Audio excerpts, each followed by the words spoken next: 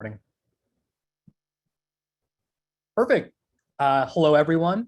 Good afternoon, evening, wherever you are.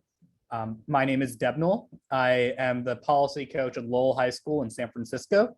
I watch and judge a lot of debates, I think actively about the topic. This is not my main job, though, and I would defer to things that your coach tells you about framework, which is a highly contentious topic in debate, before you just sort of accept everything I have to say about it. But I'll be giving the framework lecture at NSDI this year. Very excited to, take all of your questions as they arise. Feel free to just stop and ask them. I'm not monitoring the chat, so, just feel free to unmute and ask things. I think I have about 30 minutes of content. I know the time slot's an hour, so I've slotted in plenty of time for questions. There's a lot of components in framework, so again, please feel free to ask. Cool. So we'll start by roadmap of what we're going to talk about. We'll first talk about the nuts and bolts of framework, what are the key parts. Then we'll talk about some general intuition around framework. When do you use what and how do you think about it? And finally, we'll wrap that up with some specific deployments. So we'll give you some specific situations and how you should think about framework in those contexts. So first, let's talk about the nuts and bolts of framework itself. So when I think about it as having, three major parts. The first is the interpretation and violation section, as any topicality argument does. Second, I talk about the impacts to framework. And third, I consider how you describe and compare models of the topic that might exist. So interpretation and violation, it's important to start here because a major thing I want you all to know and to take away from this is that framework is a topicality argument. The way that you should articulate framework in 2022 to be persuasive is that it should not be about, critical literature should never be read on the app. We should never have anti-Blackness conversations. The affirmative should never have these. It is not a winning position with most judges. It is not a winning position with where debate is now. The argument you're trying to make is a topicality one. It is about the form of the affirmative, not its content. What that means is, hey, a lot of the things that the affirmative said, they're academically valuable. They could exist in debate in some form, but centering them without a plan, that's the thing that, it doesn't work. And I think in that lens, you want to debate it like topicality. So an important part about debating topicality in any debate, not just framework, is that you need to make your interpretation and violation very clear. So this is why in the 1NC you read definitions. This is why you quickly extend those in the 2NC and the 2NR. What you also want to make sure you do is clearly explain how they violate the interpretation. So there have been debates I've been in this year where the negative has gone for topicality. And, because the affirmative just had a sneaky we meet on framework, I voted out on the we meet. It happened in an elimination round at Cal. It happened in a couple of big prelims this year. It's something that teams are willing and ready to do. So what that means at the top of your speech in the block or the 2NR, you want to clearly say, we have defined 5 or 6 different words in the resolution. We only need to mean one as a violation. They are not the USFG. That's been clear in every cross-ex. The 2AR does not get a new we meet argument. It can be as simple as that, but it sets up a clear argument at the top for what is your model of the topic, how does the negative violate? Cool. The next part of this is impacts. Impacts will be a conversation that we come back to over the course of this lecture. I think they are very controversial. People have lots of takes on what good impacts are and how you execute them. But I also just don't think they matter as much as people do. And, I think they're really about how do we phrase the same sorts of arguments to judges. One other thing I'll say is that I think, when you think about topicality, you usually think about a few different types of impacts, things like predictability, limits, ground. And then, of course, there are other impacts attached to those, like fairness, education, etc. So there's just sort of the hierarchies of arguments that exist. Of those, I think that predictability, obviously, the affirmative has pretty inbuilt impact turns to in a lot of worlds, as we'll talk about. Ground, I think, is not that great as an argument because there's no right that the negative has to a certain set of arguments or certain ground. But I think another high-level insight that's important in that framework is that limits are king. What I mean by that is the real reason that we have an agential constraint on the topic or that we have a resolution is that the affirmative cannot read any affirmative that possibly exists. If they just had no constraint on what they could say, it could be something as simple as Arch and should start a debate camp as an affirmative, right? Or it could be something as simple as we should, show a movie about NATO, and that should be what the affirmative is. These are not things that the negative can debate. And I think really explaining how it is that their model of debate specifically explodes limits is really important. I'll come back to this again more later, but I think this is another really important thing. So two high-level things to emphasize so far. First, clarify your violation explicitly. Second, winning limits is the key sort of operating principle you want to do to establish the difference between your models. The third thing here is that at the terminal level, the things I've seen a lot lately are things like fairness as an intrinsic good, as one popular impact. Another is clash with the sort of inbuilt education argument there. I think the thing about this is, I think you should practice both of those. Like, you should understand, how do we articulate fairness as an impact well? How do we explain why it's important for any benefit of debate? But the big thing here is that you should calibrate your level of explanation to your judges. Some judges will be all about debate as a game. Some judges will be really not about it, not about procedural fairness, really think it's about the sorts of people that come out of debate, etc. And I think that, a lot of debaters try to maneuver their prefs as the mechanism for, I want judges who like fairness, or I want judges who like clash. That's like a way to do it. I'm not the biggest fan of it. I think you get more out of, ranking judges who are generally able to judge close debates well and resolve them based on the flow and sort of ordinarily rank around that, and then be able to adapt your argument toolbox based on what judges like and things like that. I think it's a much better way to learn how to debate. Cool. So the third thing I want to talk about for high-level nuts and bolts is models of the topic. So there are lots of random words that get thrown around in T-debates, like read it on the neg, TVA, switch side debate, etc. I think all of these are just themes on the same thing, which is the negative's job when going for topicality is to describe the affirmatives that are allowed, that the affirmative model allows, and how that irreversibly damages negative prep.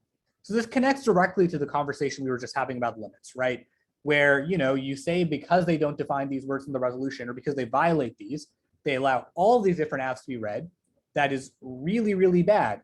Now, what do? We allow, these different affirmatives to be read, and these are much better. So it's a lot like topicality again, where it's, here are the affirmatives that they allow, here's why these are really bad, now here's what we allow. So a lot of the details of how you want to execute this are really about reading the judge's paradigm before the debate and really understanding what they want. Some judges will really want carded TVA arguments. Some judges will really not care. So let's drill into this a little bit now, because, I think this is where framework can be a little bit tricky. But what you usually want to do here very clearly is two things. The first is give specific examples of what debate looks like when the topic becomes unbounded. The important thing to recognize here is it's not just, some poor team from a UDL is going to start reading arguments about anti-blackness, because that's not the full implication of your model. You want to explain, what does MBA do under this world? What does a GBN or Westminster do? What do the big schools that have lots of resources do if they're allowed to affirm any organization, any state, any actor, right? This is where your limit stuff becomes very strong, because then it becomes very clear to the judge, here are the specific things that happen in the world of the affirmative model that are probably really bad. And then on the other side, on the negative side, right, the examples that you want to give are, how does our model of the topic allow for many parts of the affirmative literature? So ways you can do this, right, or topical version of the affirmative, say, for example, on this topic, maybe it could be something about how the US should cooperate with NATO to improve vaccine diplomacy to Africa. And hopefully you have a card that, defines that as an AF, and some re-highlighting of when it's the evidence that says that, hey, this is a way we can access their literature base. Another component of this argument is like the read it on the neg, switch side debate style argument, where it's, hey, if we read this critique on the negative, that'd be really, really good. You could have really good debates about anti-blackness on the neg versus, broad arguments about NATO security cooperation. You could talk about how NATO is anti-black in that format, and the affirmative can have a whole AF to weigh against it. So, it allows for a lot of the educational benefits, but you don't need to read on the AF every single debate. So as far as impact, as far as the topic model goes, that's the big thing to take away. So high level nuts and bolts, three things I want you to take away. The first one is make it clear what the interpretation is and how they violate it. The second is with respect to impacts, I think just adapting to the judge is really, really important, and understanding how you can phrase it in different settings, really important. And then model of the topic stuff is the third and final part. It's being really contextual and example heavy with what does the model of the topic look like? What do they justify? What do we allow? And how does that solve their stuff? Cool. So that's high level nuts and bolts of framework. Let's dive into this a little bit more now. Let's now move to some general intuition for how do I think about going for framework well. So I've talked about this already. want to talk about it more. Adaptation really matters. You should be ready to go for topicality in 2 or 3 different ways. And the primary different way that, will depend on the judge, the team, etc., is debate a game, or does it influence subject formation? I think that this is the sort of hinge question that, based on this, a lot of other things in framework become clear. What this means is you have to decide on the negative. Are the things we are saying, are they just contingent on the things that happen in this space? Is procedural fairness an impact in and of itself? How does the game-like quality of debate relate to other benefits that might emerge from it, etc.? Or, do we want to agree? Debate can change how we are as people. And in that case, arguments like, hey, debate should be a site for political organization and social movements, and we should clash about the topic because those inform the sorts of movements we create. For example, on last year's topic, that could be about environmental movements. On this year's topic, rather, that could be about anti-war movements. There are ways that you can couch that conversation as reasons that clashing over the content of the debate matter. And I think the way you want to make this decision, a lot of judge paradigms will be like, do what you do best. Maybe that's generally true. I found it's not a good strategy when it comes to topicality.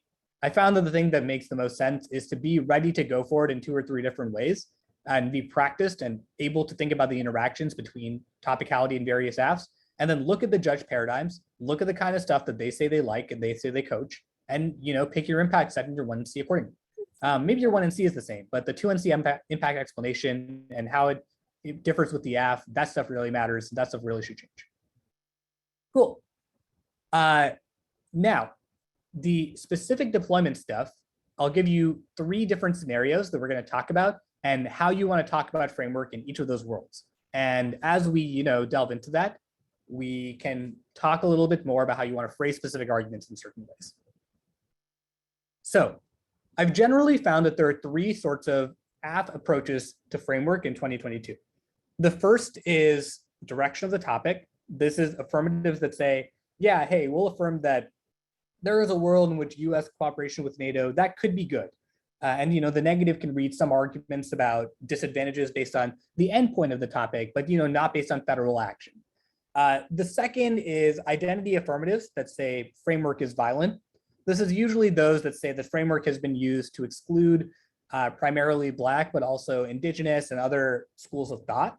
And that as a result, the negative framework argument continues that long history, and that sort of educational implication outweighs the benefits of procedural fairness, and impact turns, predictability, so on and so forth.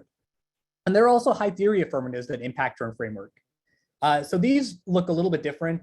They usually just don't say that anything has much value other than, maybe debate creates some violent subjects, but the game does not have intrinsic value.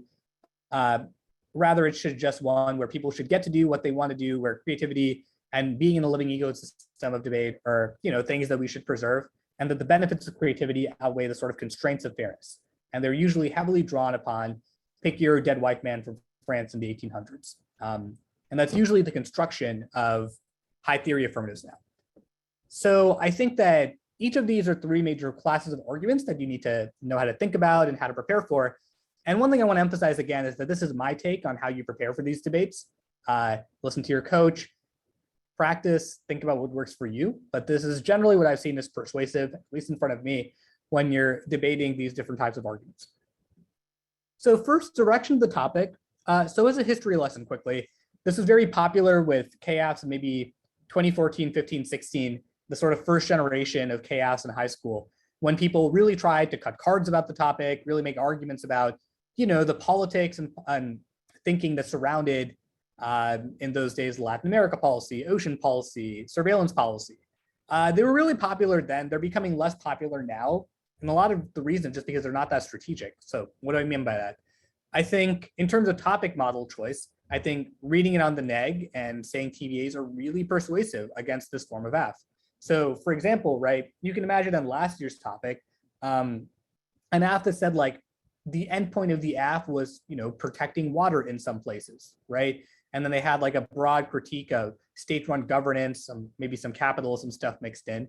That stuff could be read on the neg. Arguments that, the state does bad things, those are things that you can say on the neg to any app on this topic. Any single debate could have the conversation that the affirmative wanted to have, which significantly implicates a lot of those education arguments. But On top of that, what it also means, right, is topical versions of the AF are also more persuasive. So for example, on that one, you can imagine an AF that was like, the federal government should provide aid in Flint, Michigan, as something that could make a lot of sense as a TVA against a lot of things you heard on the water topic. This year, I don't think direction of the topic will be read that much. I don't think it really makes sense with the security cooperation AF. Like, I think a lot of KAFs that might make sense on this topic have to critique the notion of security cooperation itself. They can't sort of pick random words, or they can't really just pick broad critiques of militarism and form that in an argument. They need to drill down a little bit more for it to make any degree of sense. But it is an argument that might come up. And I think in that world, when you hear an AF, you ask them when I see cross-ex, so, will you defend that cooperation with NATO could be good? The alarm bell that should go off in your head in that situation is, okay, this is a world where switch side, region of the neg, TVAs are a much more compelling strategy.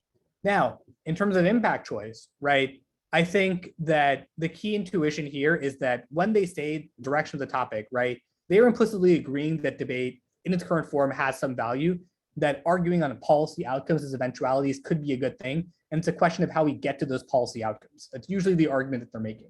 So in that world, right, the big difference between your impacts and theirs are not going to be things like policy education good, right? Maybe there's some role-playing good argument that you can make, but I don't think it's the best argument that you have in your arsenal.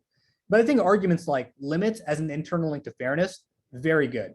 I think arguments that make it clear that, hey, we think a limited topic is good because it makes sure that people understand what a fair debate looks like and make sure that there's fairness for everyone. And fairness is a good thing. We all agree that debate is a game with some value, and maximizing the value of that game is key to any of its benefits.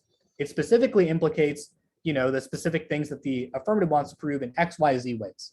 So I think emphasizing limits as an internal link to fairness is really good with direction of the topic strategies. Cool. Then the other form of argument we want to talk about is identity AFs with impact turn framework. So here I think it's tricky because what they're basically going for is like case outweighs T. They're basically going for anti-blackness outweighs fairness and clash. And it implicates the sort of form of debate that all of those come with. So I think the big thing that you want to do here are, I wrote those 3 things down and I'll go through them first. So first, I think, again, winning limits is really, really important. But again, you don't want to spend that much time winning it in this world because it's not really the thing that matters. The thing that matters is winning impact comparison and framing it versus the affirmative. So you want to make sure that you win your limits argument and you explain it as a turns case argument. So what that means is because there are so many more affirmatives in the world of the AF, this damages negative preparation and it damages the negative ability damages the affirmative ability to redress structural racism in debate. So just explaining why it damages their ability to solve things through the ballot, to affect sort of the state of debate, I think that puts you in much better position on the negative. And then you want to couple that with a sort of external fairness impact. So you want to say, we have demonstrated that because of this massive unlimited topic, they don't have the ability to redress structural racism because preparation can't happen, in-depth engagement can't happen, nobody can get the benefits that you can get from being vertically deep in debate. But voting negative with the ballot is able to redress the procedural fairness that has been lost in this debate. I think that sort of framing an argument is much more persuasive when you're impact turning framework, or when you're trying to answer these impact turns, because it's basically saying they can't solve their impact turn, but you can definitely solve our impact. The other part of that is that you want to be really ready to preempt and answer the case outweighs 2AR. So you know that a big chunk of the 2AR is going to be like anti-blackness is the only relevant impact. It significantly founds the sort of subjects that are produced in debate, so on and so forth. You can substitute that with settler colonialism, similar themes.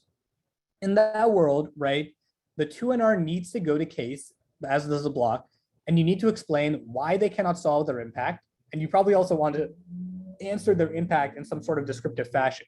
So in a lot of debates, that can be explaining why ontological readings of the state are bad, right? In other debates, it can be about why certain readings of rhetoric is always anti-Black or bad. You need to understand what their explanatory theory of power is on the app and explain why that's a bad frame to view the world. Then finally, other things we've talked about, so like the clash standard or things like the topical version of the app, switch side, topic model stuff. these are primarily defensive arguments in this world. They aren't the things you want to spend the most amount of time developing because it's an impact versus impact turn debate. And in that world, you can win some defense for sure at the link level to the impact turn, but you want to beat the impact turn on its merits, which is why spending that time on case, really beating it down, is better than being like, we can also talk about Black people, because that's not really their point. Their argument is that the way that debate has talked about Black people historically is violent. So continuing that same legacy only continues the problems that they've identified, and it's a link argument, not like defense arguments to them. So that's sort of my take on how you would want to answer when the identity F impact turn framework. Finally, how does a high theory F impact turn framework? So the key way that a high theory F differs from other things we've talked about is that they don't believe that debate actually has value as like a potential form in any way. Like direction of the topic Fs obviously agree that policy focused debate can have some value. Identity Fs often agree that debate can have some value, just not in its current form. High theory Fs take issue with that as well. Their argument is usually that the form of communication itself is violent and that we should attempt to radically break that altogether. This can be things like Baudrillard, Bataille, Insert, other postmodern philosophers, right? So that's especially dangerous because it implicates the value system that a lot of your impacts rest upon. So a lot of your impacts assume, for fairness to matter, debate has to be a game where people care if it's fair, right? For clash to matter, the content of debate in some form or the way that iterative process of debate produce subject, those things have to have some value. And if they don't, right, then why does debate really matter? So the big things that you want to do on the negative in this world are winning that debate is a game that has some sort of implication, but that, that there is some value to it and that they agree that there is value too. I think that an argument that's very persuasive against these teams is that they obviously care for the ballot. They obviously care about winning. They obviously care about the sort of dialogic form of debate. Otherwise, they wouldn't bother rejoining the app in any sort of way or rejoining the neg in any sort of way either. So this is what I mean when I say pointing out contradictions. Like there's lots of ways that these high theory Fs often double turn themselves with technical argumentation that they make and how it interacts, their impact arguments, and so forth. And you want to point those out. The other thing that's important to point out in this situation is that you want to explain how your impacts precede and link turn their impacts. This is a little bit different than the anti-blackness stuff I just talked about. So in that world, that was much more about impact comparison, right? It's about winning that, yeah, anti-blackness might be bad, but the ballot can't solve it. And fairness is something the ballot can solve. So it's about explaining the scope of solvency of these impacts. In this, in this world, it's much more about saying, yeah, sure, they might have some long-term impact turn that forcing us to debate policy arguments eventually creates violent subjects. We think that's largely untrue. And we think that that is even worse if you have an unfair game, and then explaining the sorts of nuts and bolts of that. Cool. So that's my sort of overview of framework. It's about 25 minutes or so. We still have like half an hour on the calendar. So I'm happy to delve into any questions you all have about any parts of it, no matter how basic or advanced. I know there's a wide variety of skill levels, and I'm happy to go into more questions. I know there's a lot of content and a lot of tricky stuff.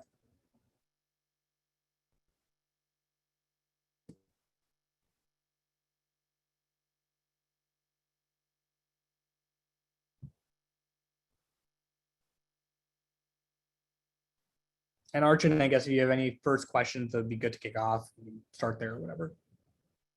Yeah, for sure. I guess first, can you like explain like what TVAs and SSD are, maybe? Yes, sure. So I glossed over that. That's my bad. A TVA would be a topical version of the AF. A topical version of the affirmative says, if the AF defends the USFG, these are ways that it can discuss the literature base that the affirmative has espoused. So for example, if the AF is about anti-blackness, it can be about, hey, vaccine diplomacy in Africa, for example. If the AF is about, colonialism, it can be about, I don't know, cyber defense in areas that have historically been victims of colonialism. It's a little bit difficult on this topic. You kind of have to make some stretches, but you'll figure it out. Another way to figure out where TVAs are re-highlighting the parts of the 1AC evidence that discuss NATO that often discuss specific reforms that NATO could take that the authors agree with. Maybe they're not strictly topical, but they're probably pretty close. And if nothing else, they can be counterplans you also read. SSD is switch side debate. This is basically the idea that switching sides is a good thing. I don't think SSD is that is as good against modern chaos as it used to be, because it's sort of abstract idea of dialogue where it's like, oh yes, reading things on the app, reading different things on the neg creates, better subjects in some form, and that generates like self-reflexivity, etc.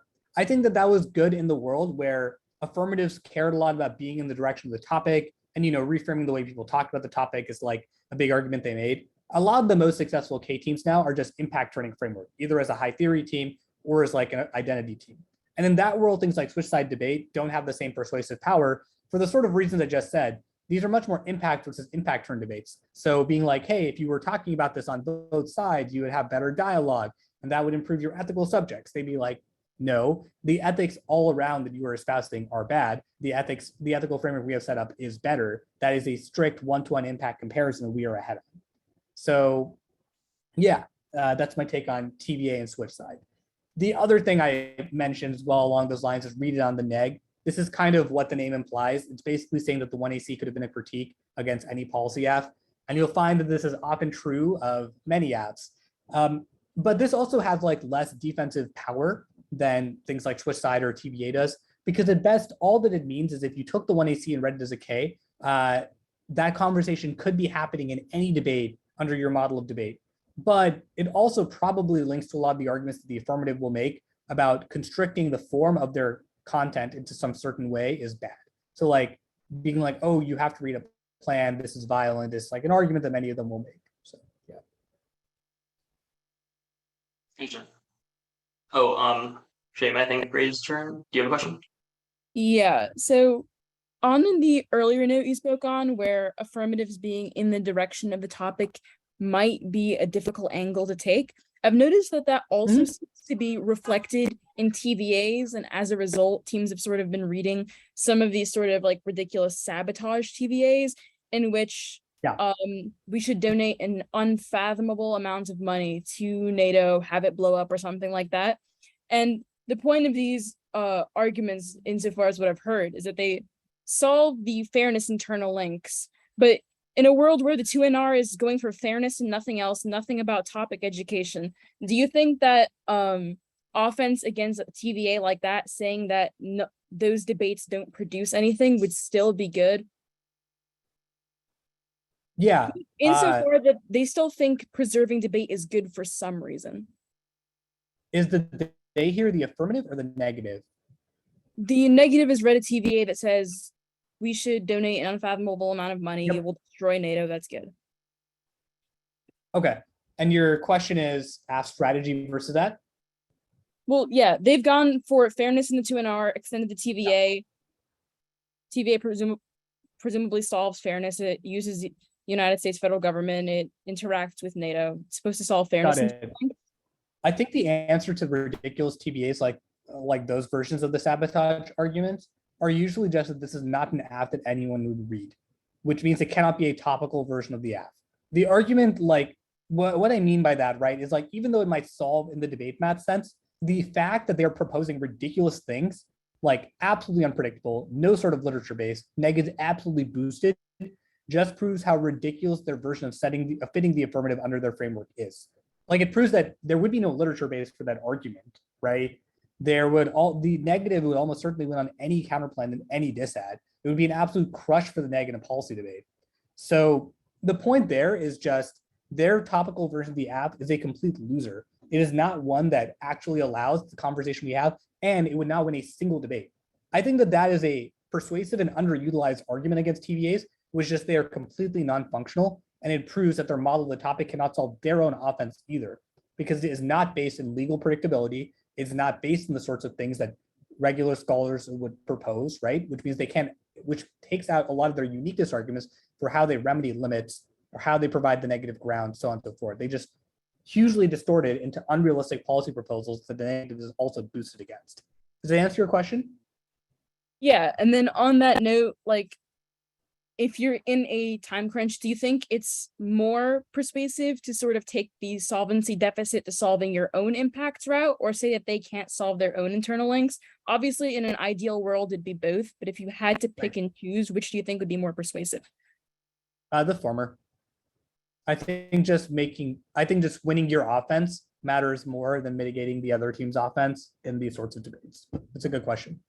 But generally, it's like you want to make it clear that, hey, we still have a clear impact turn, and it outweighs whatever their fairness business looks like. So I think you want to make sure that you make the time to win your impact turn or your external offense, whatever. That makes sense. I guess a question that I had is like, how do you think is the best way to articulate fairness as like an intrinsic good when you have fairness judges?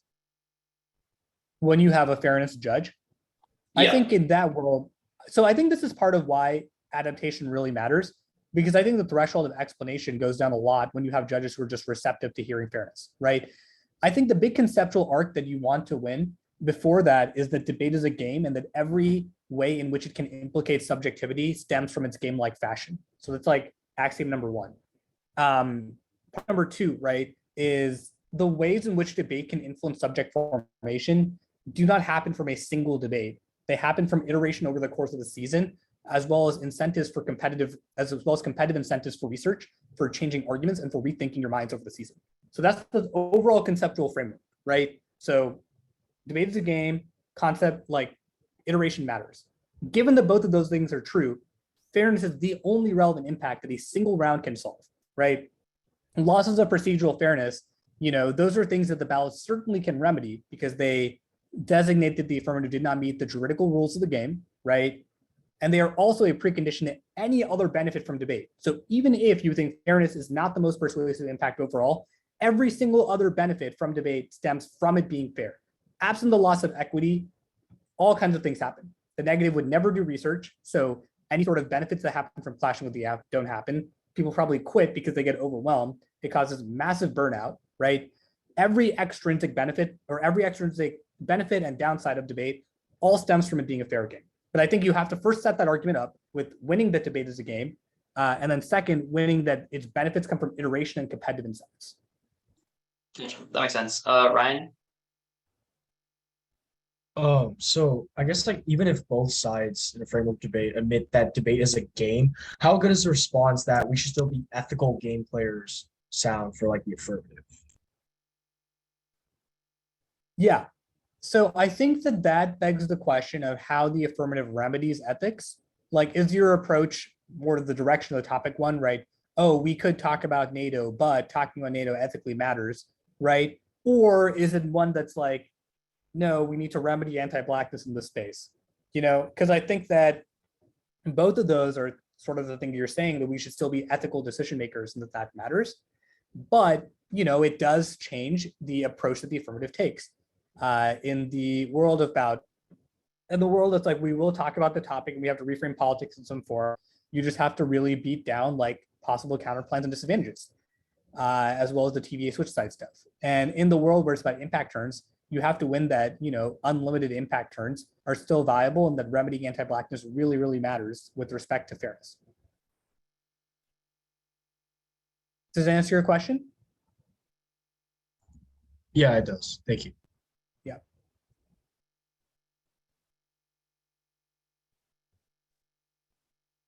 I guess another question is like, when reading and extending framework, how long do you think like the one NC should be, and like how long of the block do you think it should be? Yeah, also a good question. So this is a broader negative strategy thing. And I would do what your coaches do, but I'm generally a fan of the 6+ off 1 NC as opposed to the 2 off cap T and a bunch of case cards 1 NC. The reasoning is usually like these case cards aren't getting you anything after the third one. Like you kind of need like 3 case cards tops, maybe one about their method, one broadly about their sort of theory of power, and then one that's just like talking about the state is good, and maybe another that's like role playing in the context of the topic is good. It's 3 or 4 pieces of evidence, right? Whereas you see like 1 NCs on case against chaos have like 15 cards, and you're like, okay, you're getting significant diminishing returns from cards 7 through 15 in this 1 NC. So that's like my sort of first take on that. I think that the rest of that 1 NC, can look like this. It can be like T, then your K of choice against planless apps, usually the cap K or something like that. Then it can be read the TVAs as counterplans in the 1 NC, so you don't have to read more cards in the 2 NC, so they're not completely new to judges. So maybe that's another 2 off.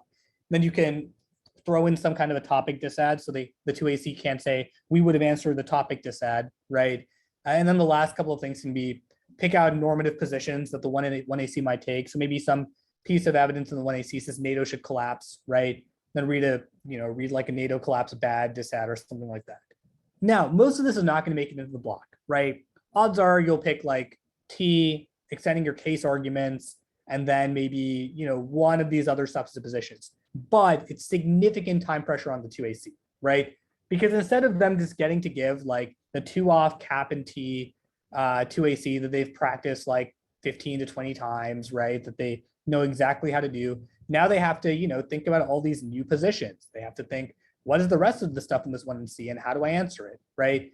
Usually KF 2As are like pretty bad at prep when they don't have things blocked, as we all are, so no shade. And that takes another minute or two of prep.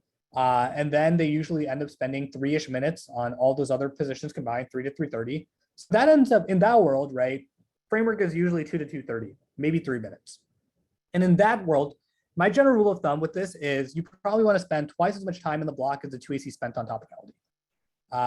If it's going to be your A strat, it's your A strat, right? You probably want to spend double the time that the 2AC spent. Obviously, if you went like one off, different story, right? Then you know what it's going to be.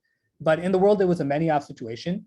That's usually what it ends up being. The ideal block split that I think works, and if you pursue this many off strategy, I think it's 2NC, case first, then topicality, especially in these impact attorney debates that are very common. And then the 1NR just takes 1 to 2 substantive positions.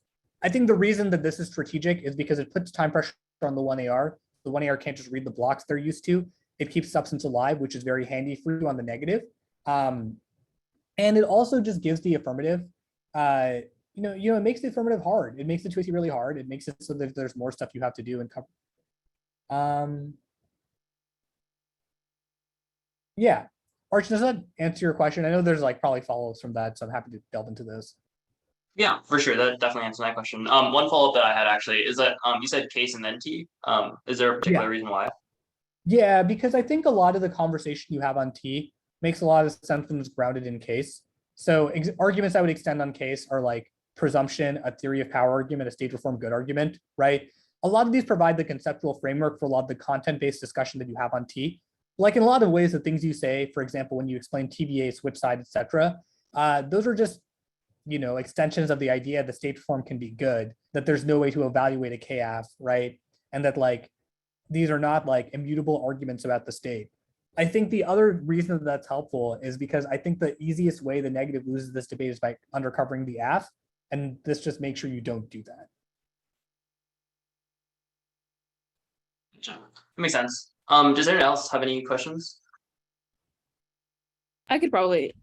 So you mentioned that there should be an assortment of sort of other off besides like the framework and cap sort of standard debate. And a trend that I've been noticing on the circuit is some teams will just read their affirmatives as picks, and 2As will avoid reading permutations so that the TVA debate becomes a little more difficult. Do you think 2As need to do more than sort of make solvency deficits and impact turns to these picks? Give me a specific example.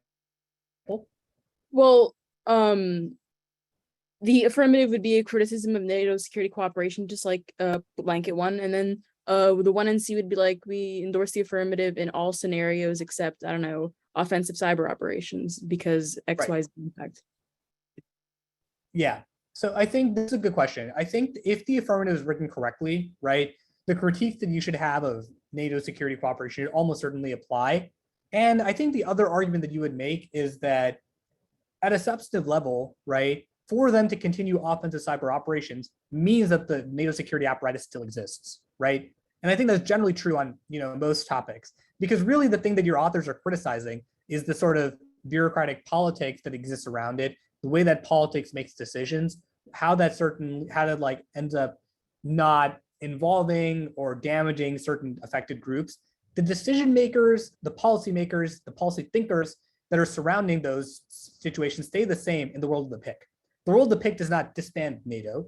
It continues, a whole bunch of NATO bureaucracy that still happens. It continues the broader sort of apparatus that exists, things like that. So at a substantive level, I think that a lot of your affirmative offense will still apply. I think that not permuting things, I've seen this trend as well. I don't think it makes sense. The reason I think that's the case is because what the 2AC should be doing there is basically a K of fiat.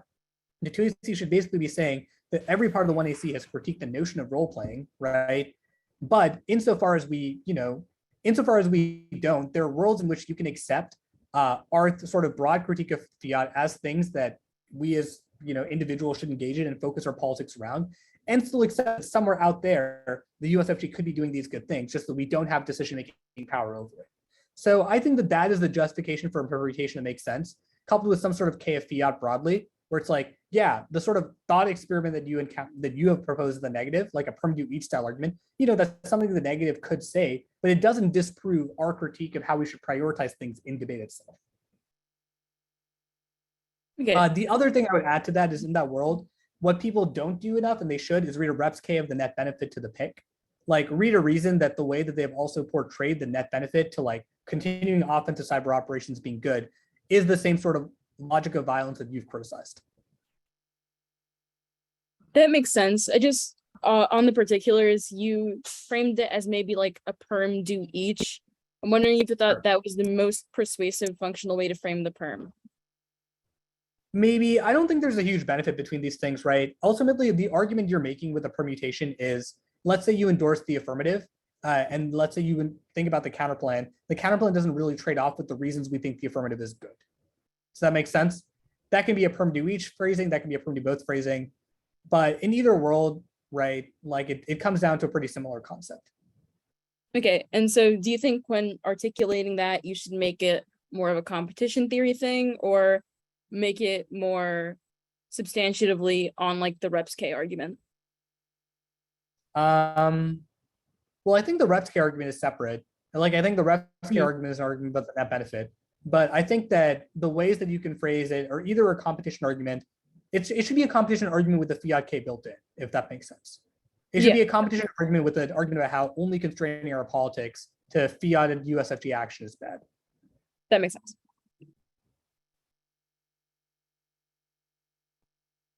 Yeah, Ryan. I guess, like, personally, do you think it's viable for chaos to just go for like impact turns to the standards of framework instead of like a counter interp Yes. in the 2A? Yes. Okay. I think the thing that you need to explain in that world, though, right, is what your model of debate would look like, or explain why that doesn't matter at all. And the thing that you need to watch out for is worlds in which the negative has linked turns case arguments that implicate your ability to do that. So I can give you a specific example. I think this was round 6 of the TOC. Berkeley Prep SS was AF against Walter Payton, MW. I was judging this debate. And the 2AR basically did exactly that, go for like a framework is racist argument with no real defined counterinterp. And I think the thing that the 2AR and the affirmative broadly had missed was that the 2AR was couching limits as a turns case argument, not just like a fairness turns case argument. The argument was, if the topic becomes unlimited in these ways, then the conversations that happen around anti-blackness cannot remedy the AF impact turn, right? Which means that by them not going for a counter model of debate or a counter interpretation, the affirmative functionally justified any form of unlimited activity, which guaranteed the link to this link turns case argument. Does that all make sense? I'm assuming like the link was to limits on it. I think, was it? Sorry, the what? The link was to limits, was it? Yeah, the argument was limits themselves turns case. We don't need to win a fairness external impact or anything. Like, because you have so many asks that could happen, it terminally changes like anti-blackness, for example, or it means you cannot resolve this impact. Oh, okay, I see. So if you can totally go for just impact turning standards, you need to like be clear and make sure that there aren't like linked turns case arguments. It's like similar to like, let's say the 2AR just tries to kick the AF and straight turn the politics disadvantage, right? But the 2NR also had linked turns case arguments, that probably implicates the AF's ability to access that straight turn. So those are just things that you have to be ready and willing to debate. I guess in the scenario of like where 2ARs instead go for like a counter interpretation, what do like Fs usually like miss out on, or they should be worrying about?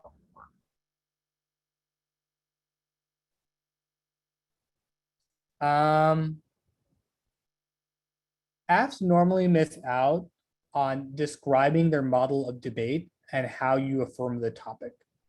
I think that AF teams are usually very good at saying, oh, here's what the negative could have said to us. But I think they're less good at explaining why the limits explosion that probably would happen doesn't happen. I think that AF teams are less good about explaining how do you affirm the topic under their world and why is that still manageable for the negative. I see. Okay.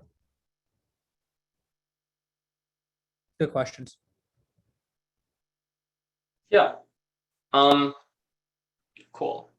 If anyone else has any questions, actually, I'm gonna stop the recording first.